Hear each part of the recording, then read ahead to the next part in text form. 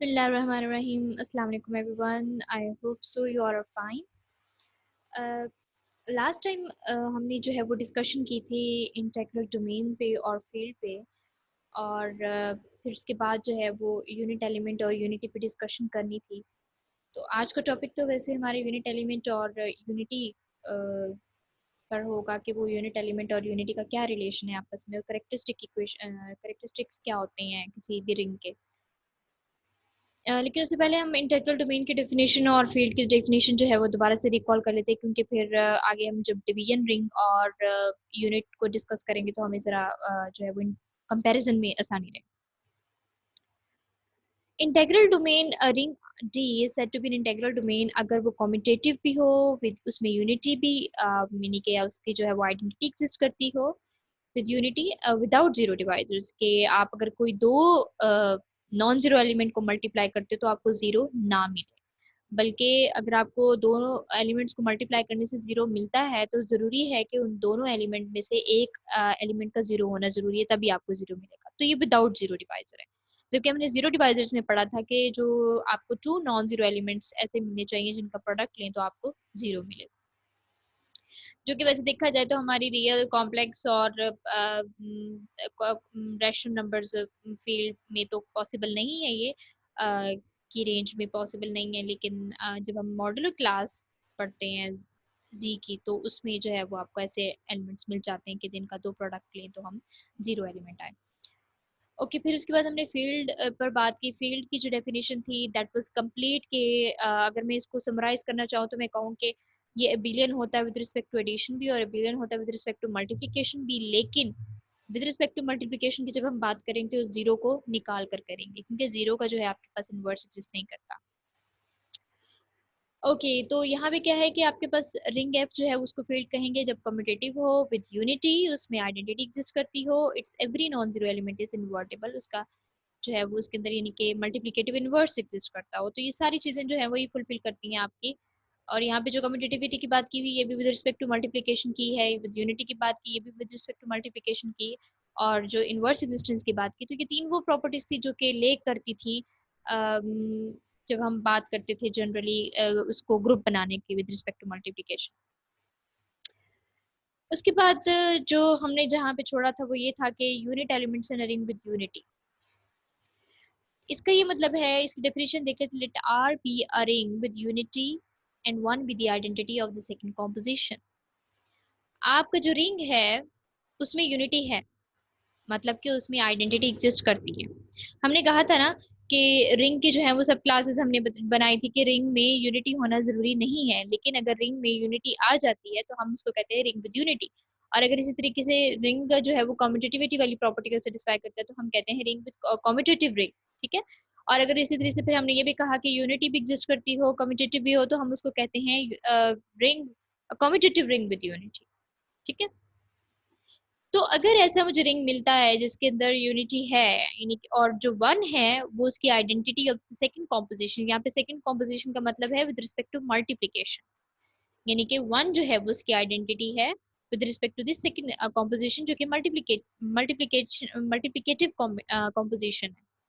Then any a belongs to R is called unit element. आप उसके किसी element को यूनिट तब कहोगे अगर उसको किसी ऐसे एलिमेंट के साथ मल्टीप्लाई करो जो कि वो भी रिंग से बिलोंग करता हो।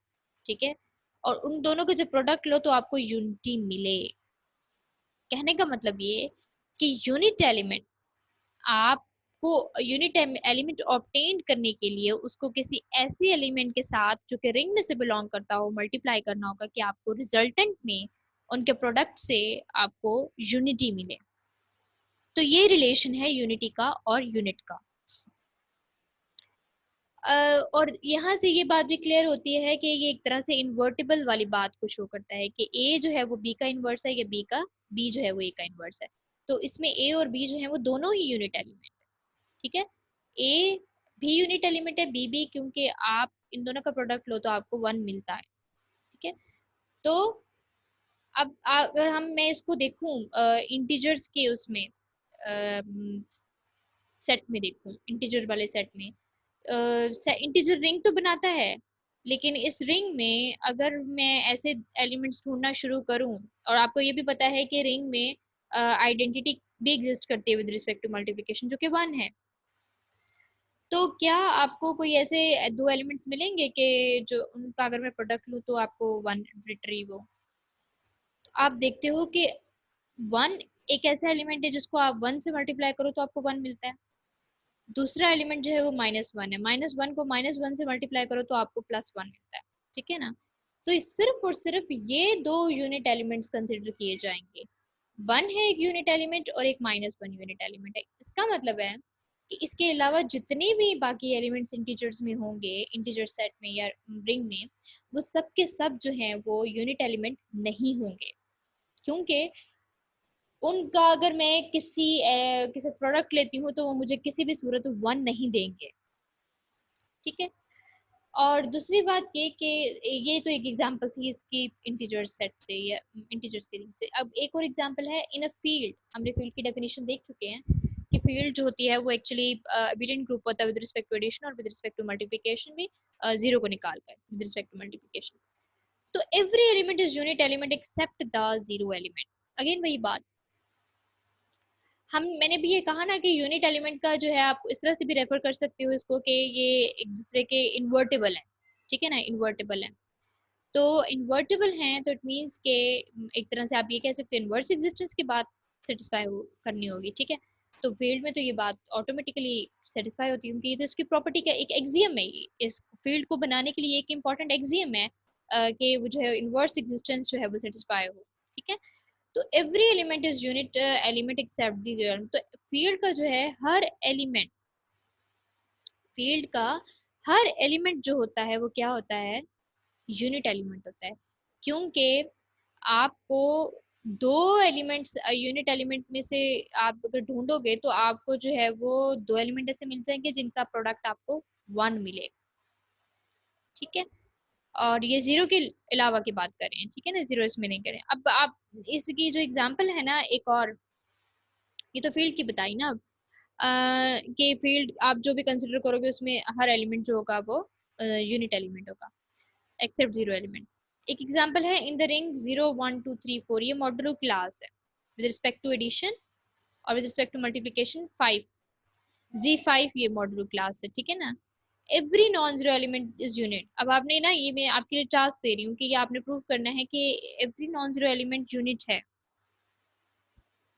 बिकॉज कि जब वन को मैं वन का with respect to multiplication consider करती हूँ, जो x5 है ना ये रिप्रेजेंट कर रहा है with respect to multiplication. Modulo class 5 ये 5 रिप्रेजेंट कर रही है, और ये मल्टीप्लिकेशन के 1 को जब 1 से मल्टीप्लाई किया जाए तो आपको 1 मिलता है, 2 को 3 से मल्टीप्लाई किया जाए तो क्या आता है? 6 आता है। और 6 के क्या है? ये चूंकि मॉड्यूलो क्लास 5 है ना, तो 5 में से रिमाइंडर बचेगा क्या आपके पास? 1।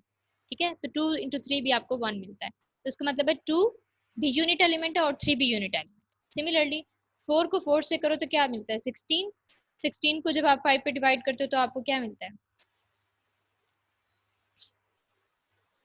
15। ठीक है ना? तो और आपको पता है कि 16 में से -15 कर तो 1 आपको रिमाइंडर मिलता है, तो वो जो 1 रिमाइंडर है तो वो आपकी 4 वो एलिमेंट बन जाएगा उस मेंबर का।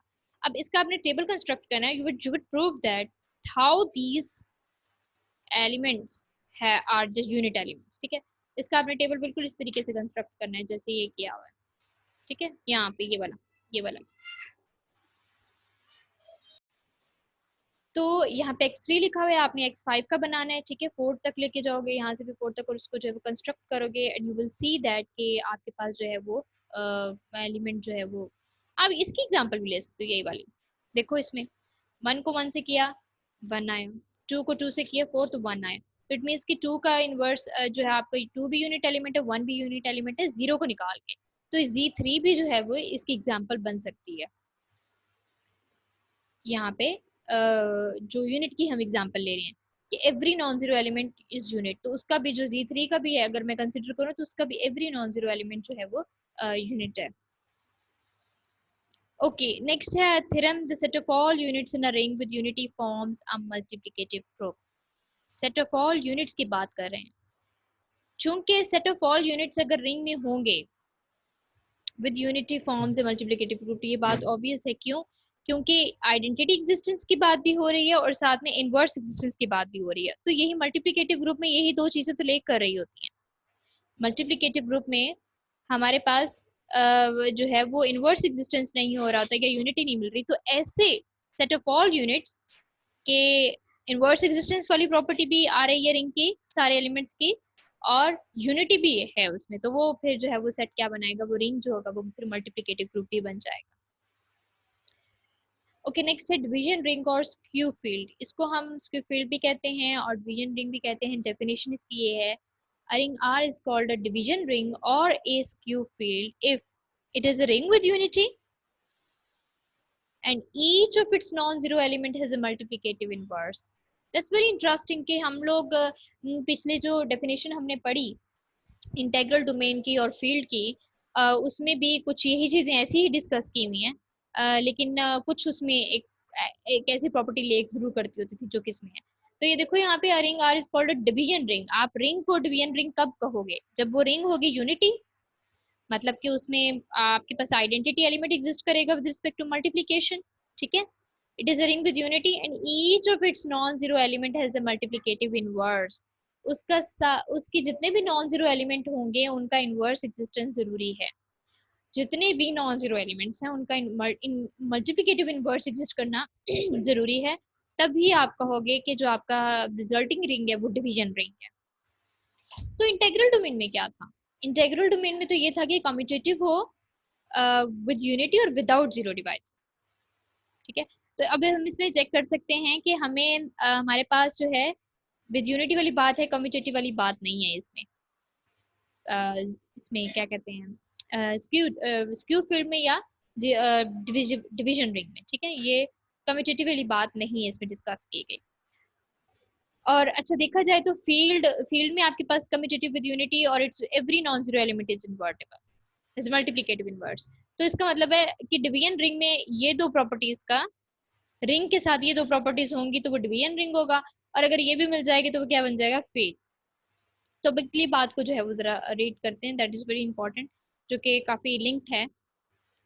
Thus every field is necessarily a division ring. It means कि जो आपकी डिवीजन रिंग जो फील्ड है वो हमेशा डिवीजन रिंग होगी, ठीक है ना। क्योंकि हमने फील्ड में कहा कि वो कम्यूटेटिव भी है, उसके अंदर वो जो उसके अंदर यूनिटी भी एग्जिस्ट करती है, और उसके नॉन जीरो एलिमेंट्स के साथ वो जो है each of its non zero element has a multiplicative inverse. So it means के जब ये तीनों प्रॉपर्टीज सेटिस्फाई होंगी तो वो फील्ड होगी, तो ऑटोमेटिकली डिवीजन रिंग की जो दोनों प्रॉपर्टीज उस फील्ड के अंदर आ गई। तो हम ये कह सकते हैं कि एवरी फील्ड जो है वो नेसेसरीली डिवीजन रिंग है, लेकिन converse may not be true. Converse उसका ट्रू नहीं भी हो सकता। उसकी रीजन क्या है, हाँ, अगर आपका डिवीजन रिंग कॉम्पिटेटिव भी है तो then it is also a field, तो आप उसको जो है वो कह सकते हो कि वो फील्ड है। अब इससे रिलेटेड एक एग्जांपल है, set of all n cross n non singular matrices. Non singular matrices का क्या मतलब है कि वो इन्वर्टिबल है, ठीक है ना, इन्वर्स एग्जिस्ट करता है इन मैट्रिसेस का।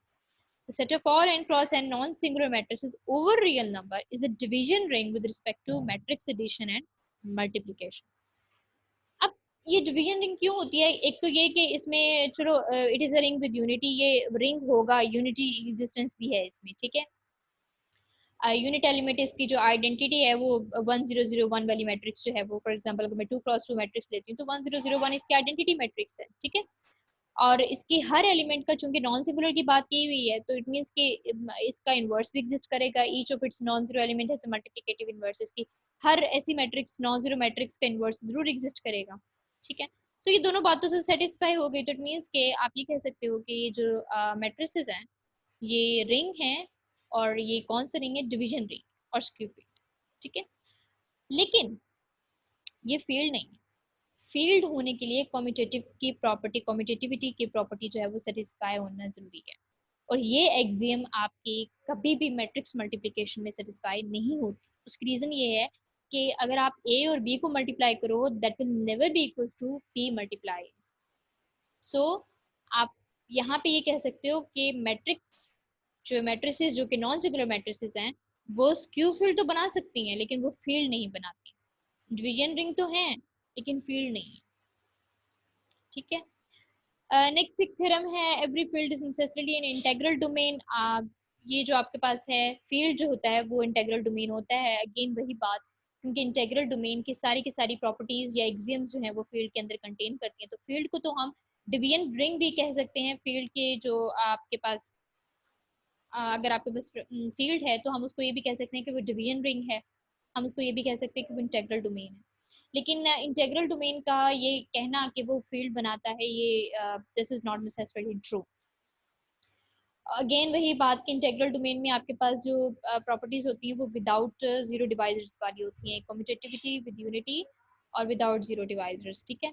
लेकिन अगर मैं इसमें जो है वो एडअप कर दूं कि ये जो है इसमें इनवर्स भी एग्जिस्टेंस है, तो फिर आप ये कह सकते हो कि वो आपका finite commutative ring without zero divisor is a field. फिर आप ये कह सकते हो कि वो जो आपका इंटेग्रल डोमेन है, इसको इसका एक और भी इसको शो करते हैं, every finite integral domain is a field, ठीक है। तो ये जो क्रॉलरी है ये से रिट्रीव हुई है, ये दोनों स्टेटमेंट्स होती हैं, इनका मतलब सेम, ठीक है। Every finite integral domain is a field. तो आपकी जो फाइनाइट इंटेग्रल डोमेन होगी वो हमेशा जो है वो फील्ड होगी। और इस तरीके से जो प्राइम है, प्राइम नंबर्स हैं, ये आपकी जो है वो फील्ड बनाएंगे इफ एंड ओनली पी जो प्राइम होगा, यानी कि जी पी जितने भी मॉड्यूल क्लास है, ये पूरी की पूरी मॉड्यूल क्लास ये फील्ड बनाएगी इफ एंड ओनली पी जो है वो आपका प्राइम। अगर ये प्राइम नहीं है तो फिर हम इसके बारे में नहीं कुछ कह सकते कि ये फील्ड बनाएगा। लेकिन ये प्रॉपर्टी जो है वो प्रूव्ड है कि अगर आपका जो Z3 Z5 Z7 Z9 तो नहीं कहेंगे Z7 Z11, ठीक है, ये आपके पास जो है सब के सब क्या होंगे, फील्ड बनाएंगे। इसी तरीके से हमने पहले भी इस पे एक प्रॉपर्टी पढ़ी थी कि प्राइम जो होंगे तो वो रिंग कंसिडर किए जाएंगे। So these were the actual discussion that we have done on units elements in a ring with unity, or division ring or skew field, and related examples and theorems we have discussed. So that's it for today. Next, inshallah, we will do discussion on vector spaces and subspaces, and we'll see different examples. Um, the main aim is to recall all these concepts for further use. So वही बात के जितना मैं इन चीज़ों का करा रही हूँ आपने जस्ट उतना ही करना है। There will be no proof of such theorems right now because these were the part of your previous classes, not these classes. So जब जो इस क्लास से रिलेटेड अब कंटेंट होगा वो उससे रिलेटेड जो है हम फर्दर जो है वो इनके थ्योरम्स को डिस्कस करेंगे, उनके प्रूफ्स भी करेंगे आगे। So that's it for today.